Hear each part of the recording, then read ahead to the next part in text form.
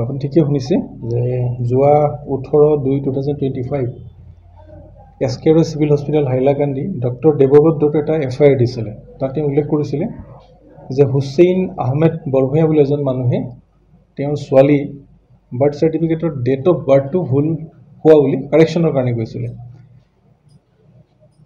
Regarding দিছ এই সম্পৰ্কে যেতিয়া হস্পিটেল অথৰিটিয়ে বাৰ্থ চাৰ্টিফিকেটটো চেক কৰিলে তেওঁলোকে গম পালে যে এই বাৰ্থ চাৰ্টিফিকেটটো তেওঁলোকৰ হস্পিটেলৰ পৰা ইছ্যু হোৱা নাই। লগে লগে তেওঁলোকে প্ৰশাসনক জনালে আৰু হাইলাকান্দি থানাত এটা কেছ দিলে। আমি ইমান দিনেই গোটেই বস্তুটো এটা এনকুৱাৰী লেভেলত ৰাখিছিলোঁ, কিন্তু যোৱাকালি আমি 6জন মানুহক এই ৰিহাৰিঙত সোধপোছৰ কাৰণে আনো আৰু এতিয়ালৈকে এই গোটেই 6জন মানুহৰ পৰা যিখিনি পালোঁ তাৰ পৰা আমি এটা ৰেকেট পাইছোঁ, যি ৰেকেটটোৱে হাইলাকান্দি, কাছাৰ আৰু কৰিমগঞ্জ, শ্ৰীভূমি এতিয়া এই 3টা ডিষ্ট্ৰিক্টৰ বিভিন্ন ল'ৰা ছোৱালীক বাৰ্থ চাৰ্টিফিকেটবোৰ ফেক বাৰ্থ চাৰ্টিফিকেটবিলাক ইছ্যু কৰি আছিলে।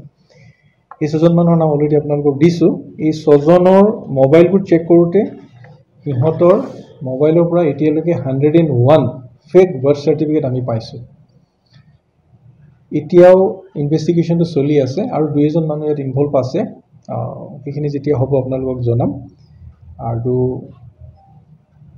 এতিয়ালৈকে 6জনক এৰেষ্ট কৰিছোঁ আৰু অলপ পিছত তেওঁলোকক কোৰ্টত হাজিৰ কৰা হ'ব। বাকী ইনভেষ্টিগেশ্যনটো চলি আছে।